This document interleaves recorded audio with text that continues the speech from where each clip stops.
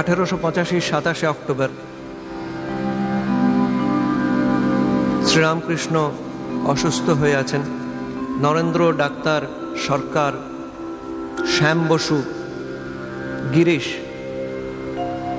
Doctor দোকড়ি, ছোট নরেন, রাখাল, master প্রভৃতি উপস্থিত। ডাক্তার সরকার শ্রীরামকৃষ্ণকে দেখতে এসেছেন।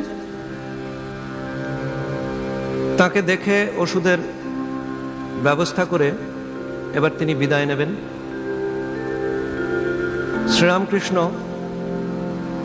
ও একজন ভক্ত তাকে জিজ্ঞাসা করলেন, গান শুনবেন? নরেন্দ্র তানপুরা মৃদঙ্গ সহযোগে মধুর কণ্ঠে গাইছেন, কত দিনে হবে সে প্রেম সঞ্চার, হয়ে পূর্ণ কাম বলবো হরিনাম, নয়নে বহিবে প্রেময়শ্রুধার, কত দিনে হবে সে প্রেম সঞ্চার।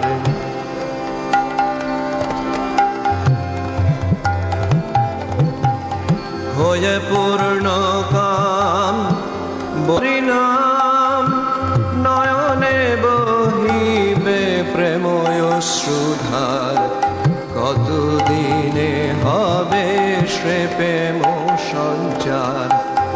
কবে হবে আমার শুদ্ধ প্রাণ মন, কবে যাব আমি প্রেমের বৃন্দাবন, কবে হবে আমার শুদ্ধ প্রাণ মন, কবে যাব আমি প্রেমের বৃন্দাবন।